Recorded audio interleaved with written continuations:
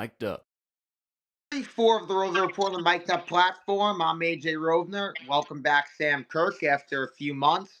But we're just about wrapped up with the free agency period of the NFL season. So we're going to go over some of those moves the Giants made, some key additions, some departures. The NFL draft is on the horizon. So, Sam, welcome back. Yeah, Age, pleasure to be back on. I mean, it's a fun time of the year for us Giants fans.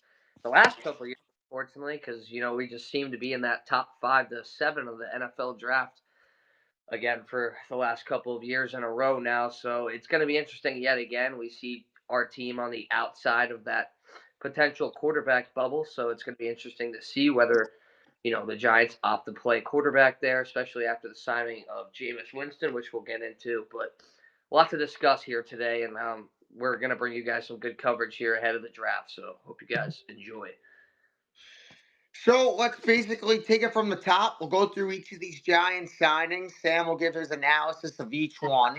It all started with the re-signing period back on March 5th. The Giants brought back five guys: long snapper Casey Kreider, outside linebacker Tolman Fox, Chris Manhertz, a veteran tight end Jamie Gillen, and Tommy DeVito all have come back for New York. Those were the first five moves the Giants made.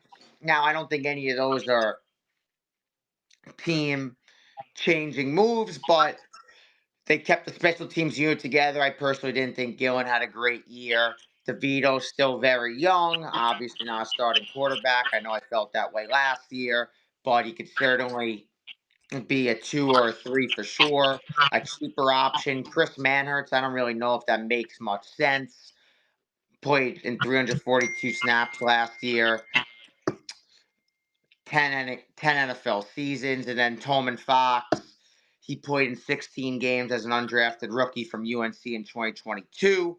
One start in 3 seasons. You making anything big out of these five moves, or what's Yeah, your I think it's analysis? good that I think it's good, like you said, that they brought back DeVito just so they have that second or third quarterback option. We've seen this room get injured over the last couple of years, so it's always good to have insurance.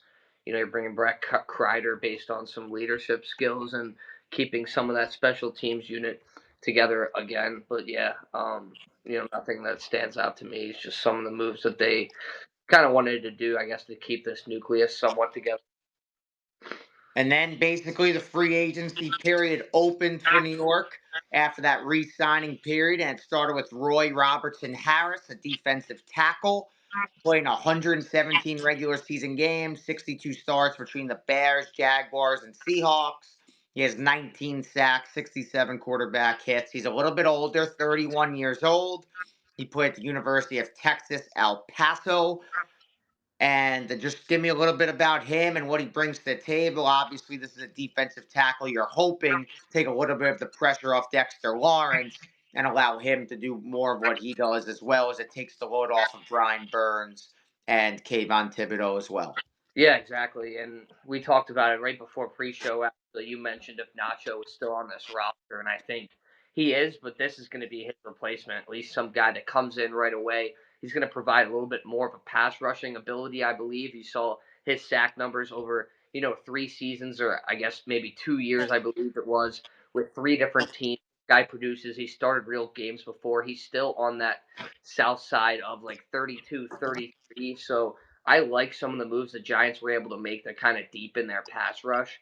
But sadly, I think this kind of means that they're going to be out on the Abdul Carter sweepstakes, just being the fact that they've invested so much into this position between last offseason, Kayvon Thibodeau being a first round pick, and now signing Chauncey Golston, who we'll get into, and Roy Robertson Harris. So, it's going to be a much improved defensive line to me. You have more depth now, and you have a little bit more up front in the middle, especially. And I think they'll address defensive tackle once again in the draft. I would be very shocked if they weren't going to opt that route, at least in the first 3 to 4 rounds.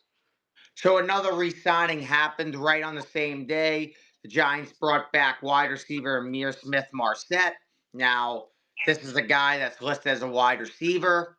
Didn't do any of that. He's going to be the Giants' primary kick and punt returner. He might have had one of the most influential plays last year for the Giants because his kick return touchdown at the start of the second half might have single-handedly not given the Giants the first overall pick in this year's draft in that Week 17 victory over the Colts. So a guy that could certainly bring a little bit to the table returning wise, and that's about all he'll be. Yeah, but the Giants have had troubles finding guys that can play punt returner. I mean, you remember 2 years ago or 3 years ago now when we had a Dory Jackson back there returning punts and he got injured during the middle of the year. We missed him the last couple of weeks of the regular season. So I'm very happy that the Giants at least finally have somewhat of an option here for a long term punt returner, kick returner that it's not going to be the end of the world if he goes down either.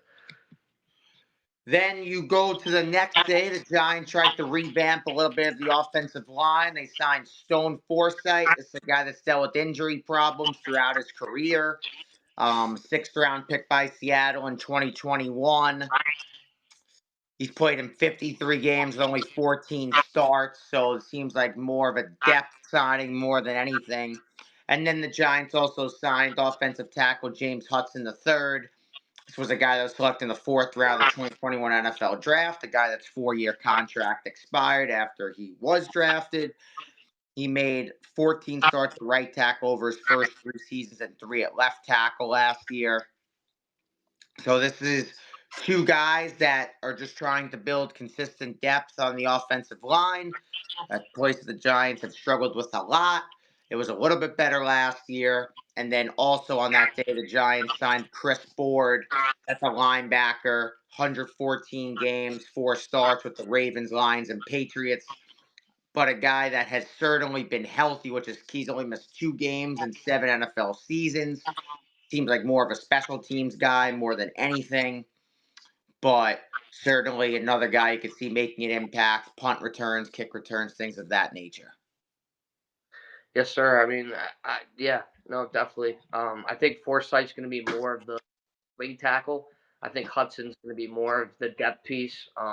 When you talk to Browns people, they weren't too fond of Hudson. Seattle people weren't too fond of Forsythe, but you know, I don't think either one of these guys is really going to have a shot to play at least significant snaps on this front. The Giants did bring back Greg Van Roten too, which I thought was a decent deal on what they signed him for. It was a little bit later free agency, but you're basically rolling out that same front that you had last year, and I think this is going to be a positive thing. You have a Luminor at right tackle now, and they said they're going to really prioritize giving Evan Neal a shot at the guard position. So it'll be interesting to see if Neal can beat out GBR, but I think the Giants have an actual decent plan actually going into this year for their protection up front. I don't expect it to be actually as bad as most people are saying it.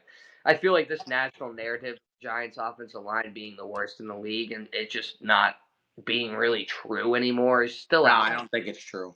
Yeah, it's still out there, and you still hear ESPN and whatnot. You see Illuminor fighting guys on Twitter every day because they want to judge one season on us missing arguably a player on the entire roster, and Andrew Thomas. So do what you want, but like I said, I think this unit's going to be a little bit better, especially in year two of this group playing together.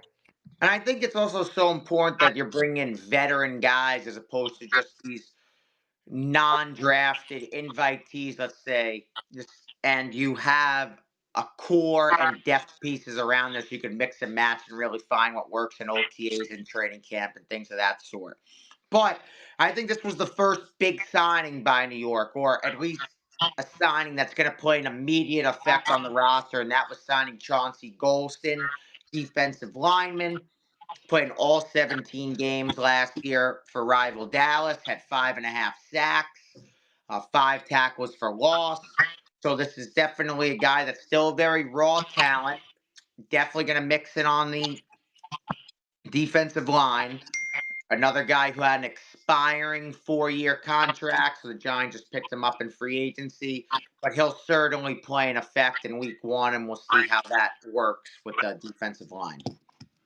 Yeah, it was a decent move. It's a guy they've seen twice a year now, and go against them. He's a guy that played Big Ten football at Iowa, and I generally think that he can give this Giants unit an option, kind of replacing Aziz Ojulari, who actually went to the Eagles as well. So I think this is a pretty good replacement for what Aziz brought to the table. And you got to remember, this is a former third round pick, too. You know, this guy was highly thought of out in the draft at one point in 2021. I think this is, a decent signing for a Giants team who, again, I like when you see players like this twice a year. They know what they saw in Golston. They got to go against their front. And I guess they saw what they like. So, it's going to be I think this is going to be a very fun pass rush, and they're going to find ways to really get after the quarterback, I hope. And then this was a controversial signing for many, but the Giants winded up bringing back Darius Slayton in free agency. Now, historically, Slayton is certainly climbing the ranks and he'll continue to do so. He's 17th in receptions, 18th in receiving yards, 22nd in touchdown catches. He's played 92 games for the Giants, two in the postseason. He has 259 catches for 3,897 yards and 21 touchdowns. Believe it or not, his 15 yards per catch is the eighth highest average in the NFL since he was selected as a fifth round pick. So he also caught the 366th and final touchdown pass of Eli Manning's 16-year career. Slayton, now a veteran in that Giants locker room, really good chance he finishes his career where it started, which is so rare in this league nowadays. But tell me a little bit about Slayton, what he brings. Did you like the contract? And just what the future holds now for the receiver room. I think this originally, I the offseason for me, kind of this a divorce was kind of the best option to me. It just kind of just didn't seem like it was worth it to quote unquote stick around for the kids just for the enjoy of trying to right the Giants' young locker room. But I think that Darius Slayton's market was kind of dry for him to go out on these podcasts and say that their plan has to be, something to the point where he can come back and have all these thoughts about how he wants to win and he wants to play a real passing offense. Like for him to go out and say all these things, and then for the Giants to sign Jameis Winston after, it does make your mind shake a little bit because you are giving him the same amount of money that Joshua Palmer's getting, and I agree. Some people out there are liking this contract based on a financial money spent thing, but I still don't think the production necessarily is there for Slayton. He has trouble catching the football. He's shown that in crucial spots time after time. He's never going to be your number one option. He's not going to be your number two option this year. And I generally don't know if it's worth signing a guy for 3 years like that just to be, a kind of leader and vocal voice in the locker. You know, I I think the Giants could have addressed that money in other departments. They could have went out in the draft and took in another receiver. Um, there were ways to go about this, and there are still guys out there in the market too that I had interest in at least. And I know people roll their eyes about Stephon Diggs, but you bring a guy like that in who has some veteran leadership connection with Dable, able to really connect with a player like Malik Neighbors. And I don't know if moves like this necessarily excite the young players on our roster that are going to help attract more players to come play for the Giants. So I'm glad for Slay, glad he got his bag, but at the end of the day, I don't think this is necessarily a good move for. And then a really productive little stretch here. The Giants revamped this big weakness last season. That is their secondary. They brought in Javon Holland with the Miami Dolphins, and they also brought over Paulson Adebo from the New Orleans Saints. These are two guys you just immediately think are going to slot into the starting secondary. Javon Holland will go play safety, and Paulson Adebo will go play cornerback. The two big time signings. I think that there's a lot of potential here now. And if Deontay Banks can be a Deontay Banks we saw 2 seasons ago, the Giants would probably be one of the best secondaries in football after these two. Yeah, I don't think you're wrong here. I mean, when you're looking at the depth of this room now, you got Cordell Flott playing cornerback four, and you start to feel a little more comfortable about what the Giants have depth wise and option wise. And you saw them not pay Xavier McKinney, but actually get a little bit of a cheaper deal here with Javon Holland just a year later. And this is a guy, again, played on a Miami Dolphins team who would rather struggle last year defensively, and their defensive coordinator was actually fired and let go at the end of the year. A lot of Dolphins fans were saying it's more of a schematic problem than actually Holland having a down year, but he did have a down year last year. So hopefully he can get it together. But I'm really excited about what Paulson Adebo can be for the Giants. One thing they've lacked in the secondary, I think, for a good last couple of years is somebody who's going to make plays on the football. This guy will get beat, but he was eighth in interceptions last year after missing a ton of games. He was 22nd in pass breakups. He doesn't allow a lot of yards.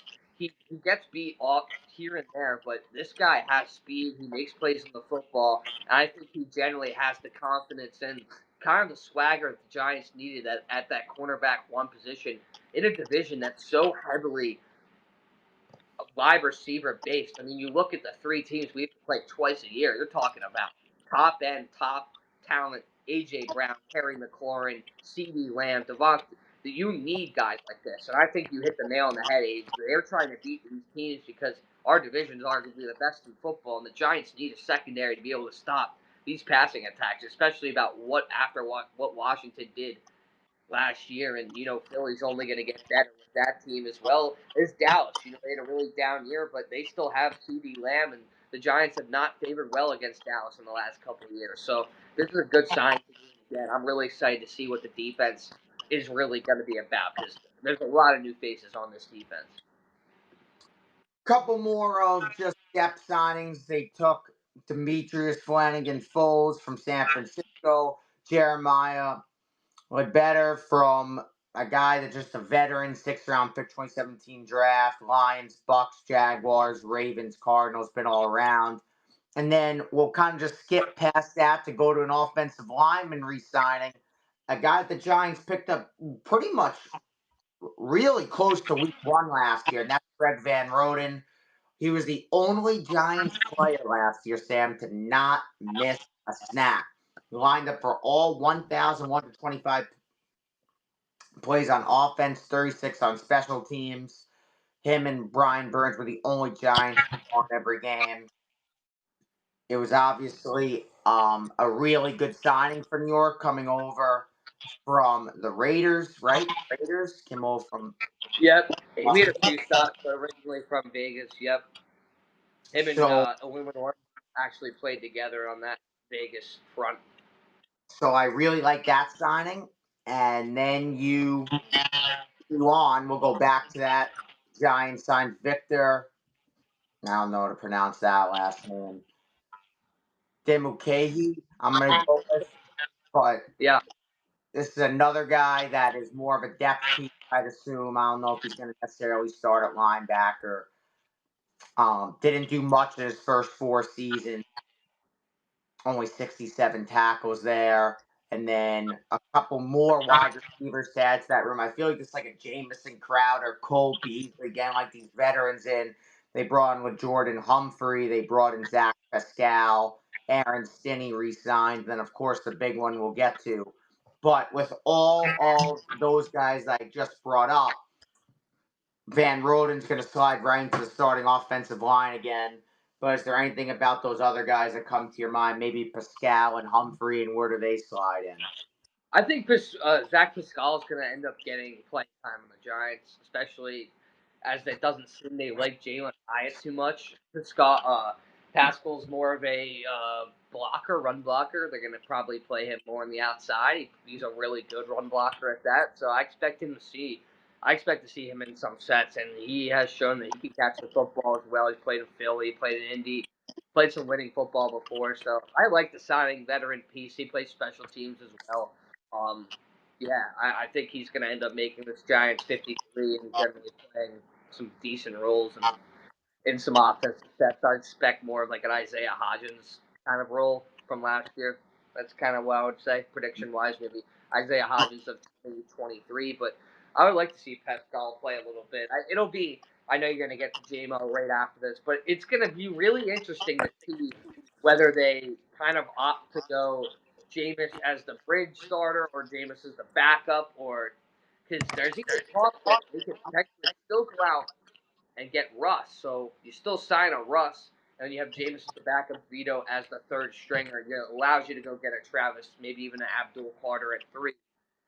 Like, where are you kind of lean on this, AJ? Like, I know you're a big Jameis guy, but like Yeah, he's we're gonna he's get a guy that can start we'll get 16 right into games. the draft right after we talk about, of course, the big signing here. Jameis Winston agrees to terms with the New York Giants. Not official yet, not pen to paper, but the first overall pick of the 2015 NFL draft to that point had one of the greatest collegiate football seasons ever at Florida State. Mr.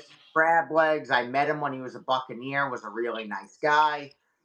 Not that that has anything to do with his football talent, so I throw that out there.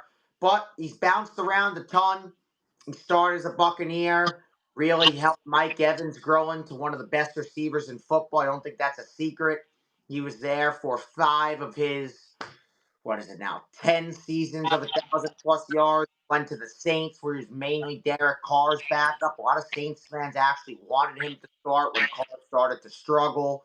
And a Browns team that was probably one of the worst in football, was historically bad at some points. He actually had some bright spots, upset the Steelers on that snow game. And a couple notes I made about him. A funny anecdote for sure is during Super Bowl media day, Winston went up to Saquon Barkley and said, "Hey man, I'm jobless. Where should I go play?" And Barkley said, "I think the Giants need a quarterback." I would assume if Jones was on the roster, he wouldn't have said that because him and Jones are very close. But two more things.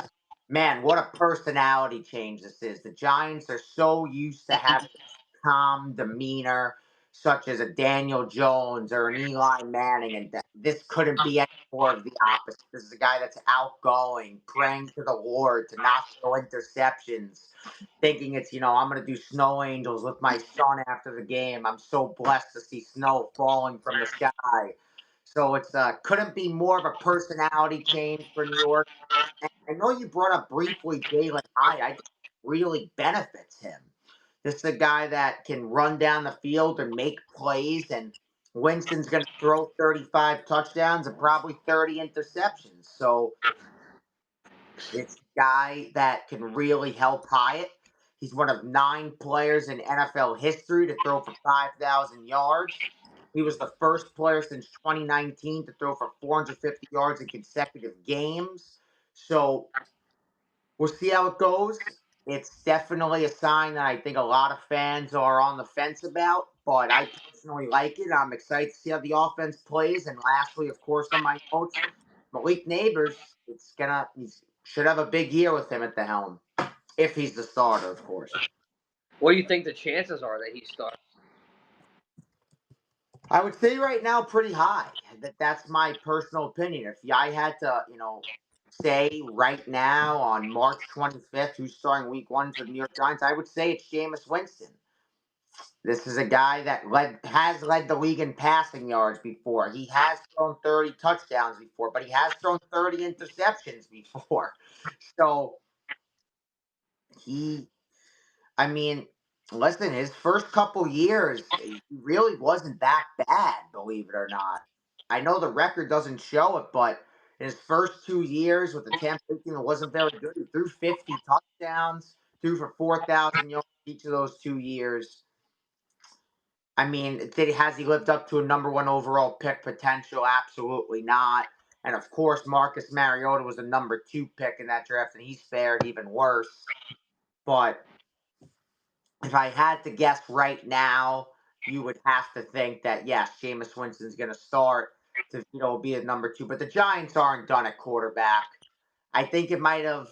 I mean, to think that the Giants were the only team in football up to that point with only one quarterback on the roster, and it was an undrafted free agent that was more of a meme than anything. I mean, that's just an embarrassment on the roster. I mean, free agency started 3 weeks earlier. It was our only quarterback, so it's either to be another free agent or it'd have to be someone in the draft for me. I don't think taking Winston, that'd be like a Jets move, like just throwing a bunch of veterans in there.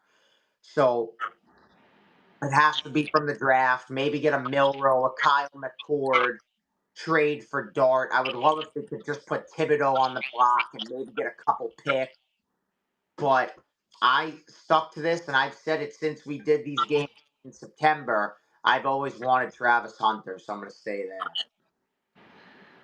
Yeah, I mean, I can't disagree with it. I just it's a lot's gonna ride on whether Jameis is that 2 or 1 to start the year, and I think the way I see things right now, I think Shador Sanders is gonna be a giant and almost a month, and I think they're gonna end up taking him at 3 because of what this Jameis move kind of is. But yeah, very interesting. It's gonna be one entertaining season to say the least.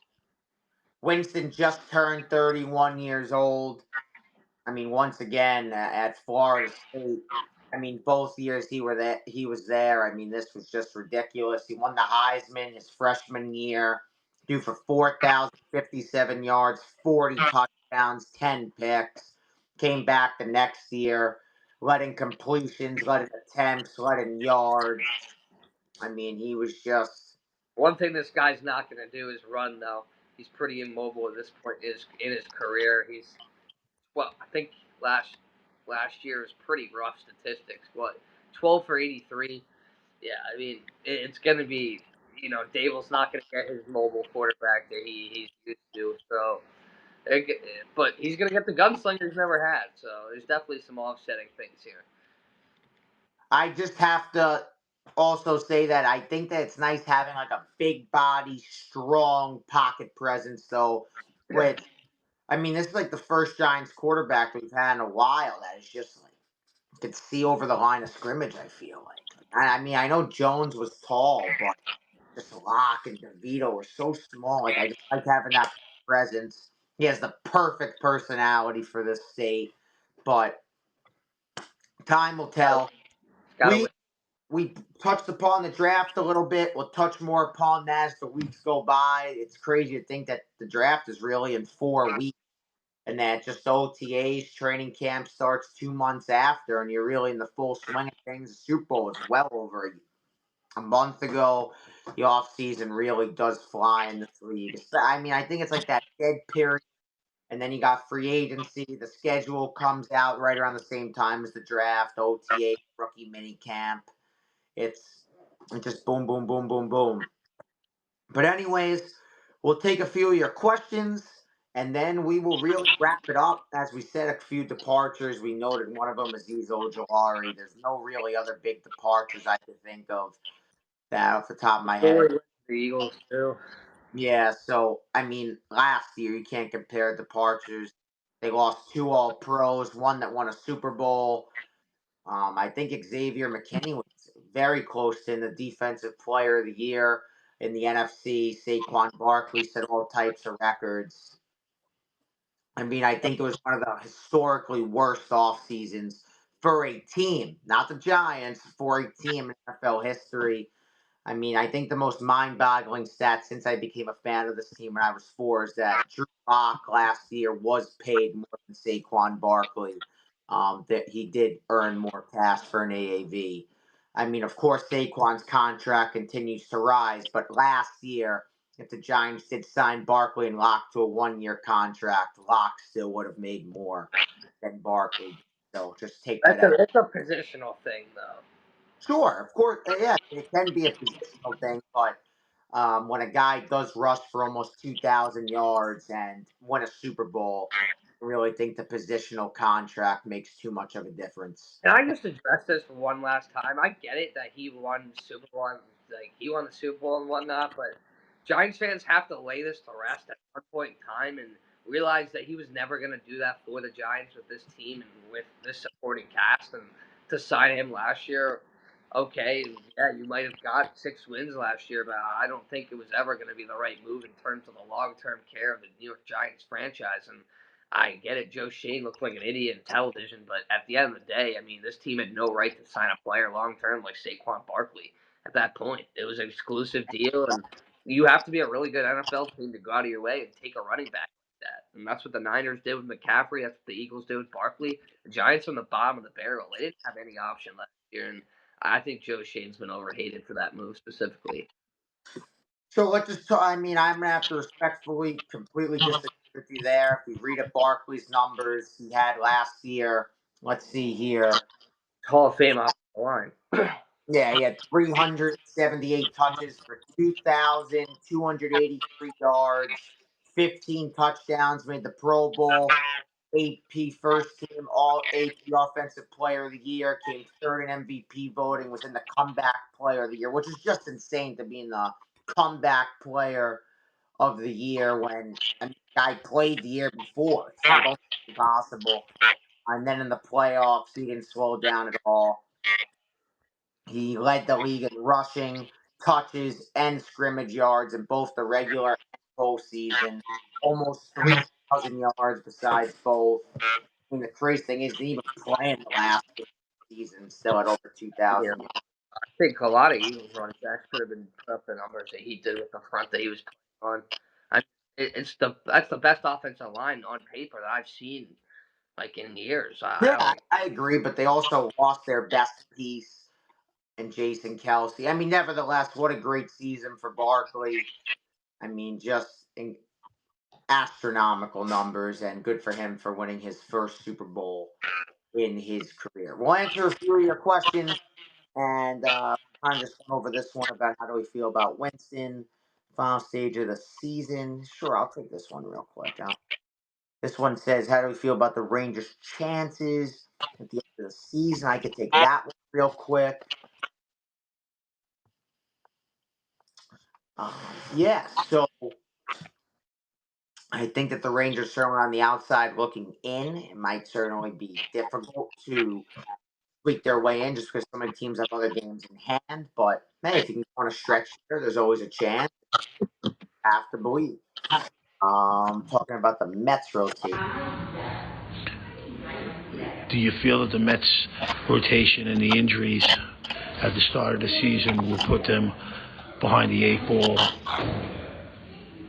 as to making the playoffs or winning the division? I think the Mets lineup is deep enough to hold off the pitching for a certain amount of time, but I think a trade the deadline is almost very necessary. Um, you can answer this question, Sam. I Okay. happen to love the Winston signing. Now I want to go and draft either Hunter, Carter, or Will Johnson, not trade at all out of the spot. But I really think Winston will help. They also said he had LASIK surgery, which will really help. Should make us more exciting, win some more games. Yeah, I like the positivity there. I definitely think he could win more games. I think there's a chance though the Giants are pretty set on taking Shador there at 3 if the Browns aren't to do so, and I think they understand that Jameis is going to be someone good, I guess, to have Shador kind of learn under just for a positive environment in the locker room.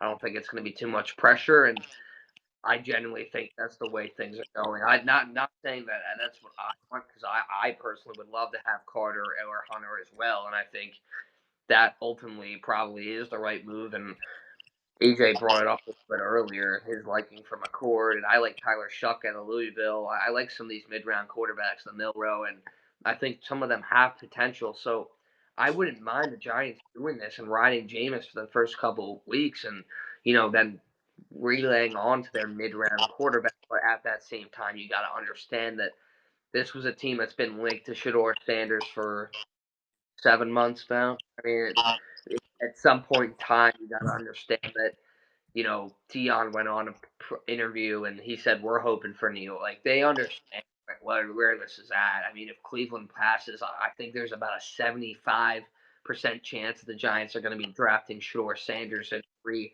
and they're going to be completely happy with what they're doing there. And then basically the last question here, I do think Cryer's done as a Ranger. At the end of the season, I just don't think he fits anymore. And this stretch is over. I don't want him to leave. I certainly think it'll be difficult for him to hang around.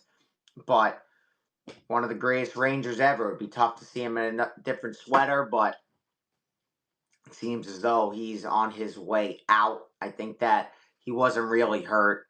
The Rangers just trying to trade him at the deadline, keep him healthy. But this was episode 44 of the Rovner Report, the Mic'd Up platform. Be back in a couple weeks, talk about the NFL draft, and then really right from there, it's go time for the New York Giants. Be almost May. And then, as I said, OTAs, minicamp, training camp, preseason, regular season.